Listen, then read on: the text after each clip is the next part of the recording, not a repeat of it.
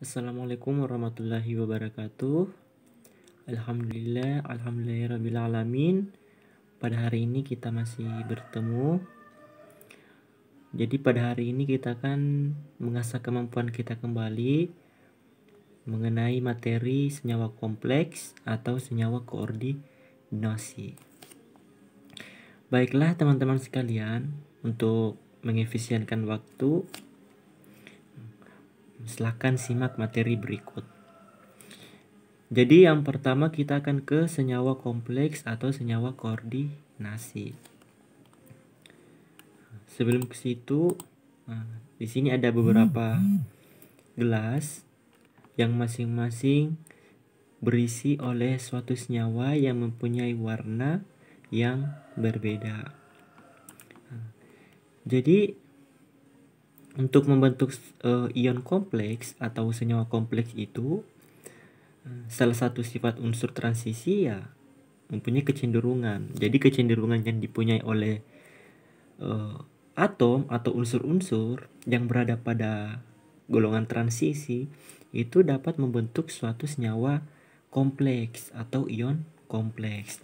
Jadi salah satu unsur yang membentuk senyawa kompleks atau ion kompleks adalah unsur transisi. Seperti itu. Kenapa? Karena unsur transisi mempunyai kecenderungan untuk membentuk ion kompleks atau senyawa kompleks.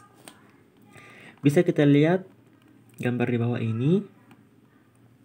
Jadi gambar ini merupakan senyawa kompleks yang terdiri dari unsur transisi.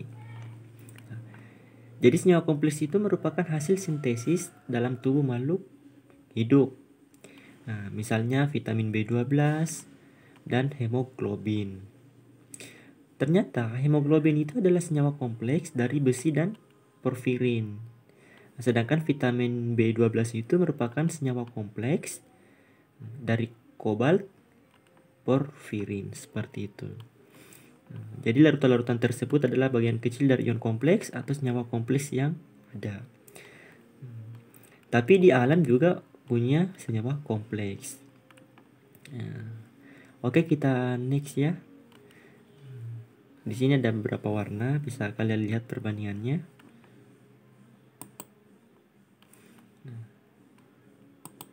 Nah, sekarang kita masuk di senyawa kompleks atau senyawa koordinasi. Apa sih itu senyawa kompleks atau senyawa koordinasi?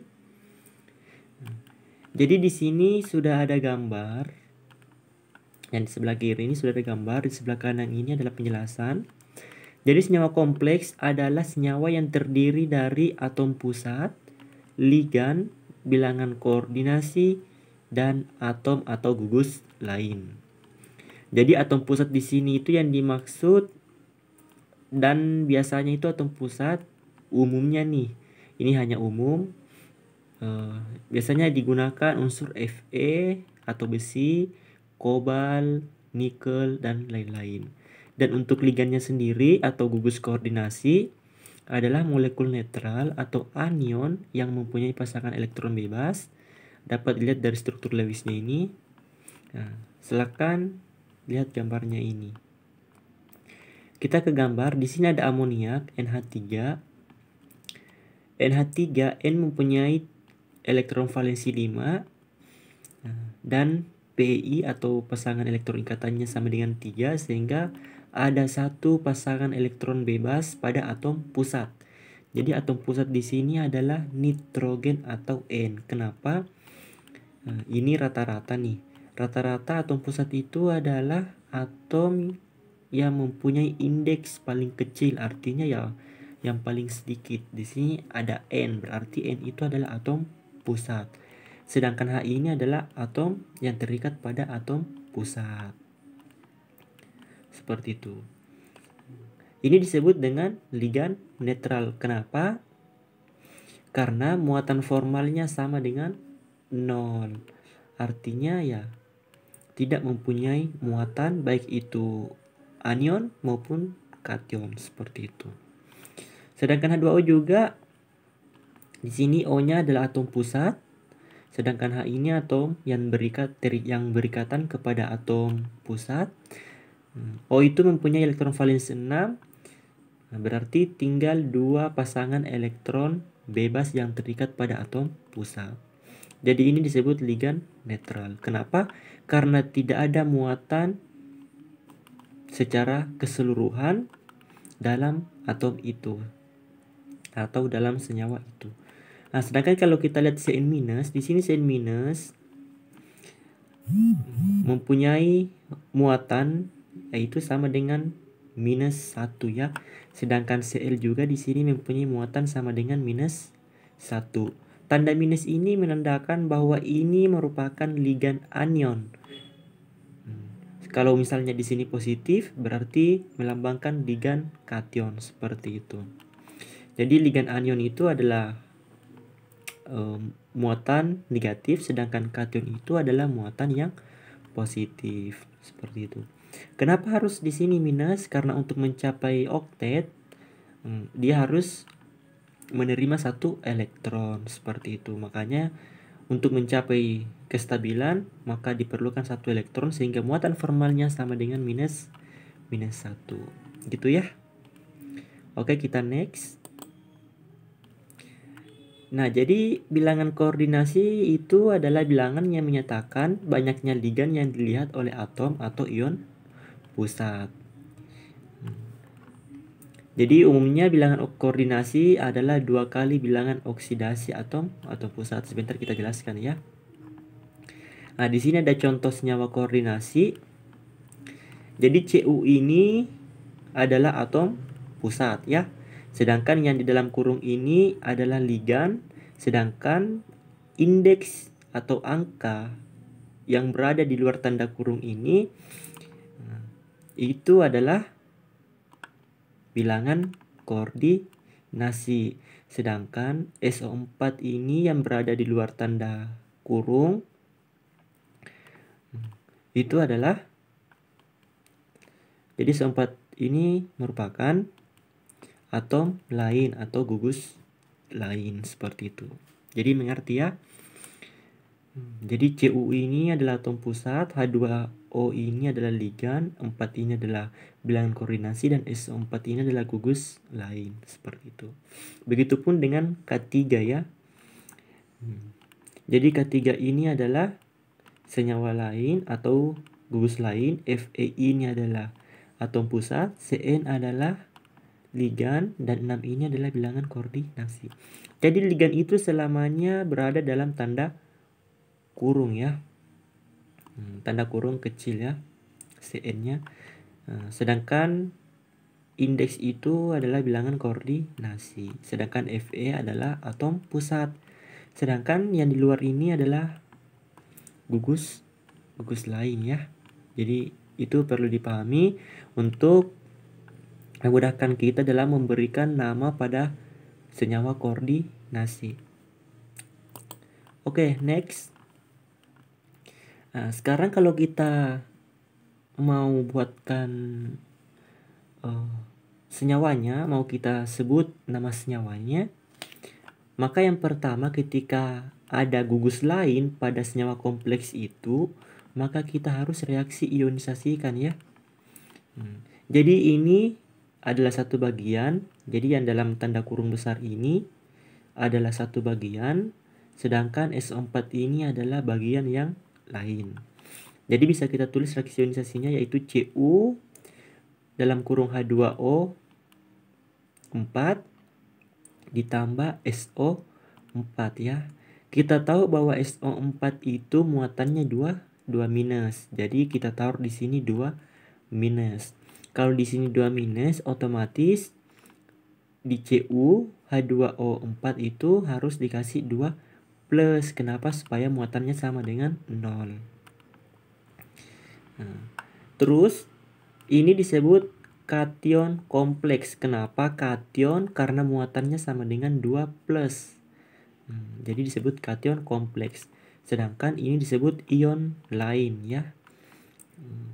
Kenapa ion? Ya karena ini dalam bentuk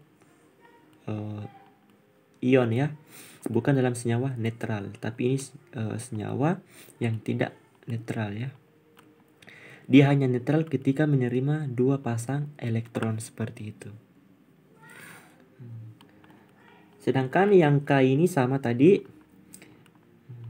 Berarti kita rasionalisasikan menjadi 3K plus ditambah FeCN6. Nah, kenapa plus di sini? Karena K itu hanya mampu melepaskan satu elektron. Karena di sini ada 3, ada indeks 3, maka di sini harus kita kali dengan 3. Lihat, Cn itu muatannya minus ya, sehingga kita taruh di sini 3 minus supaya muatannya sama dengan 0. Oke, di sini ada di bawah, pada ion kompleks CuH2O4 2+, angka 2+ itu adalah jumlah bilangan oksidasi ya. Nah, jadi muatan ini atau ion ini melambangkan jumlah bilangan oksidasi atau bilox ya. Di sini ada penjelasannya. Cu ditambah 4H2O sama dengan plus 2. Jadi di sini sama dengan plus 2. Kenapa plus 2? Karena muatannya sama dengan 2 plus ya. Jadi Cu dikali Cu ditambah 4, dimana diambil 4 ini dari bilangan koordinasinya ya. 4 dikali oksigen atau O sama dengan, ini bukan oksigen ya, ini adalah 0 ya, sama dengan plus 2. Jadi 4 dikali 0 sama dengan 0. Jadi muatan dari Cu sama dengan 2 plus ya. Itu asal mula. Ini adalah pembuktian bahwa muatan ini sebenarnya jumlah bilangan oksidasi. Di sini kenapa bisa 0? Karena jumlah muatan dalam suatu senyawa itu sama dengan 0. Beda lagi kalau dengan biloxnya, seperti itu. Kita next ya.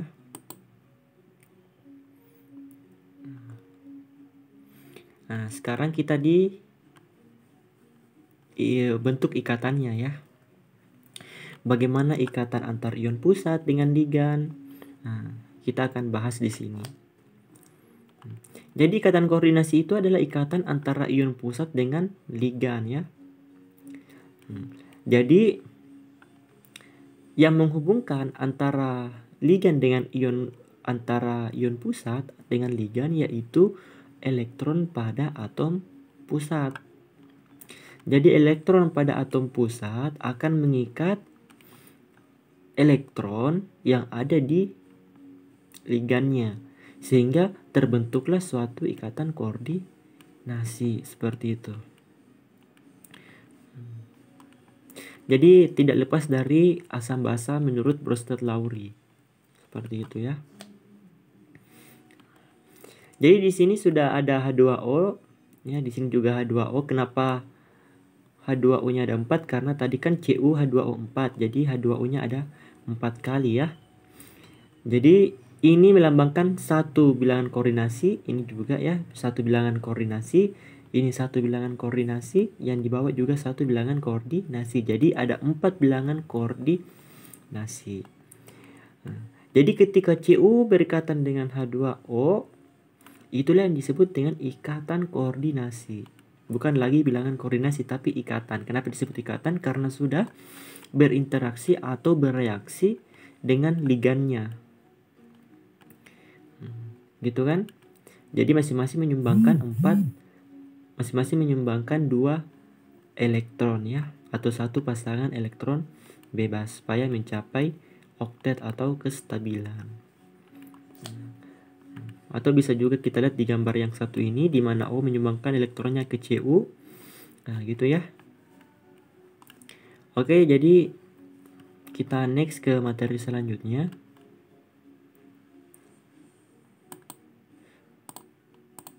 Kita ke geometri bilangan koordinasi ya. Jadi struktur geometri ion kompleks akan dibahas berdasarkan teori hibridisasi. Jadi kita sudah belajar teori hibridisasi, bahwa hibridisasi itu adalah proses penggabungan orbital sehingga terbentuk orbital baru yang tingkat energinya sama.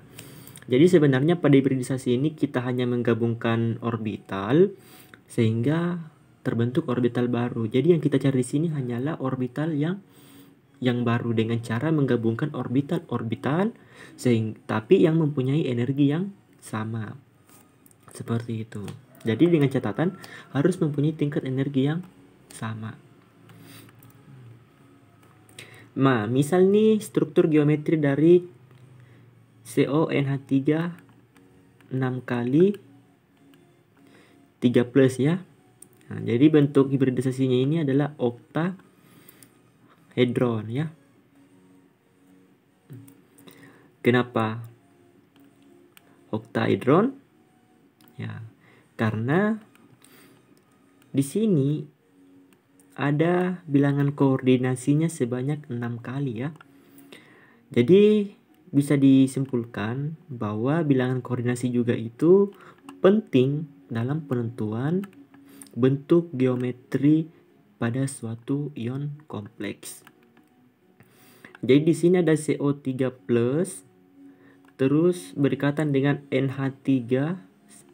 Jadi NH3-nya ada 6 kali ya. Karena ada 6 kali, maka akan terbentuk oktahedron ya. Seperti itu. Oktahedron ini hibridisasinya sp3d2 ya. Jadi caranya kita kembali ke pelajaran sebelumnya untuk menentukan teori hibridisasi, yaitu dengan cara menentukan konfigurasi elektronnya berdasarkan subkulitnya ya, yaitu dengan cara SPDF. Nah, ketika kita melakukan itu, maka akan kita temukan hibridisasi sp3d2 ya. Nah, kenapa? Karena di sini sebentar akan terion, jadi ada salah satu elektron yang akan terion kepada subkulit D sebanyak 2 elektron ya. Sehingga membentuk D2. Kenapa P-nya sama dengan 3? Karena P itu ya hanya maksimal diisi oleh 6 elektron yang masing-masing berpasangan, sehingga hanya 3 tingkat energi di dalamnya. Seperti itu kan. Sehingga terbentuk sp3d2. Sehingga bentuk dari geometri ini adalah oktahedron ya. Kita next. Nah, di sini ada tabel hibridisasi dan struktur geometri ya. Jadi X ini dengan Y hanyalah variabel, jadi hiraukan saja variabelnya. Nah, jadi di sini ada SP, SP2, SP3, SP2D, SP3D2 dan SP3D2 ya. Oke, kita next saja. Ini cuma dihafal dan dipahami. Nah, ini dia bentuk konfigurasi elektronnya untuk menentukan teori hibridisasi. Jadi pada ion kompleks dibahas dengan teori medan kristal dan teori medan ligan ya. Jadi pada teori medan kristal ini ikatan dalam ion kompleks dianggap sebagai gaya tarik elektrostatis antara muatan positif dan terhadap elektron dari ligan, seperti itu. Jadi di sini ada gaya elektrostatis antara muatan positif ion pusat terhadap muatan dari elektron dari ligan ya. Sedang antara sesama ligan terdapat gaya tolak menolak. Jadi maksudnya apa? Ketika ligan bereaksi dengan ligan, itu terjadi gaya tolak menolak. Tapi ketika elektron ligan bereaksi dengan elektron ion positif pada atom pusat, maka itu akan terjadi gaya tarik elektrostatik. Itu bedanya ya.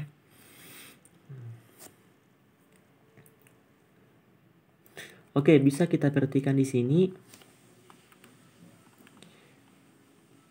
yaitu FeCN6 3- ya. Fe dengan nomor atom 26 mempunyai hibridisasi 4s2 ya. Ini 4s2. Nah, belakangnya ya jadi 3d6 4s2. Jadi di sini ada 3D6 dengan 4S2 ya. Tapi kita lihat di sini bahwa Fe itu merupakan kation ya. Kenapa? Karena dia mampu melepas 3 elektron sehingga menjadi Fe3 3+ seperti itu. Sehingga elektron yang berada pada 3D6 ini yang berpasangan itu akan berikatan dengan ligannya ya. Dia akan berikatan dengan ligannya. Demikian juga dengan 4S2 karena tingkat energinya lebih tinggi. Nah, sehingga dia akan dilepaskan oleh atom besi. Jadi jumlah elektron yang dilepaskan sebanyak 3 elektron. Sehingga membentuk Fe3+ ditambah 3 elektron. Seperti itu ya. Kita next. Nah, di sini ada tingkat energi. Jadi semakin ke atas ini tingkat energinya semakin tinggi ya. Dan ketika yang di atas dikurangi dengan yang di bawah, itu merupakan selisih tingkat energi ya. Jadi misalnya tingkat energi tertinggi dikurangi dengan tingkat energi di bawah, maka tiada lain itu adalah rumus dari delta energi ya. Seperti itu.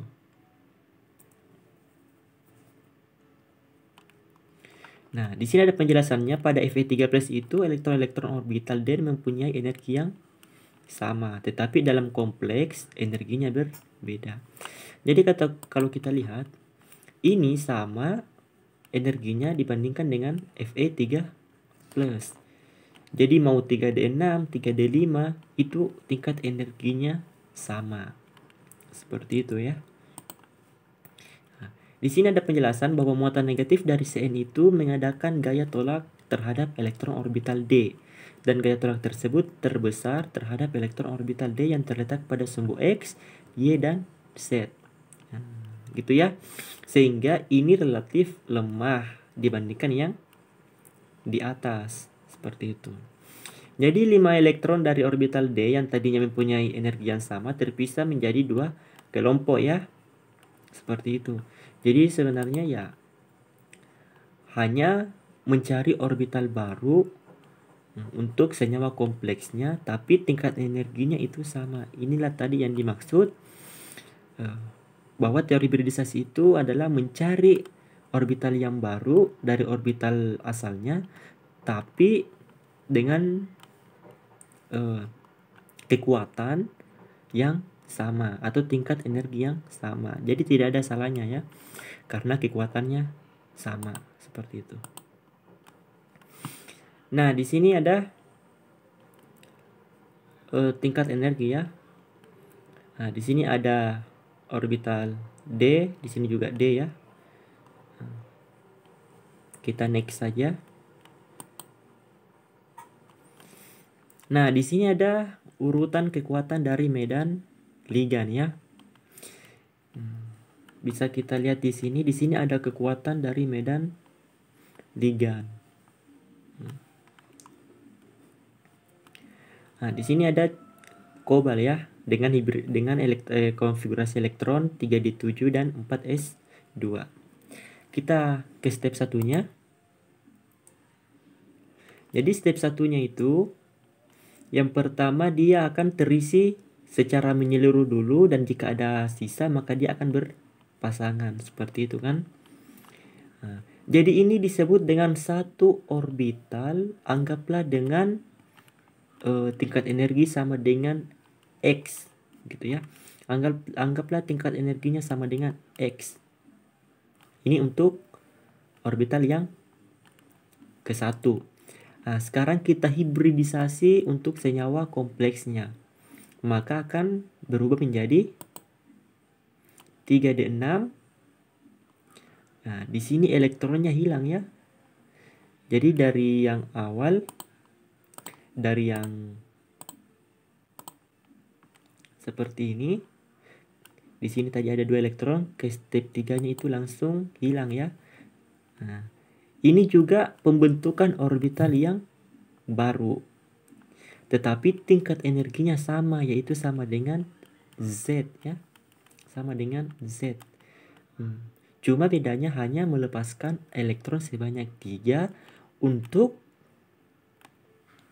menjadi muatan pada senyawa kompleksnya ya, yaitu 3 plus seperti itu. Tapi tingkat energinya sama. Kalau kita ke step 3, nah, yang tadinya di sini berpasangan, nah, yang tadinya di sini ada elektron, itu akan pindah ke elektron yang tidak berpasangan sehingga terbentuk 3D6. Sehingga di sini mempunyai orbital yang kosong ya, yang tidak terisi oleh elektron. Nah, sekarang kita ke step 4 tadi. Sehingga tingkat energi yang tadi yang tidak terisi elektron, itu akan berikatan dengan tingkat energi yang sesudahnya. Kenapa? Karena dia tidak terpakai pada orbital itu, pada tingkat energi itu, karena tingkat energinya lebih besar dibandingkan yang terpakai. Gitu ya. Jadi inilah hibridisasi dari NH3. Jadi NH3 ini akan masuk ke sini, ini juga masuk. Jadi tujuannya kenapa dilepaskan orbital ini, ruang orbital tadi, untuk diisi dengan NH3 sebanyak 6 kali sehingga terbentuk hibridisasi sp3d2 seperti itu ya. Oke, jadi inilah yang bisa saya jelaskan mengenai teori hibridisasi. Memang sih kalau hibridisasi itu agak rumit, makanya perlu dijelaskan secara pelan-pelan. Apalagi ini menyangkut dengan hibridisasi untuk senyawa kompleks, jadi tidak mudah ya. Jadi silakan pahami, jika ada yang ingin ditanyakan silakan tanyakan di bawah kolom komentar. Semangat belajarnya, dipahami jangan dihafal. Insya Allah kalau dipahami akan sulit untuk dilupakan. Terima kasih. Wassalamualaikum warahmatullahi wabarakatuh.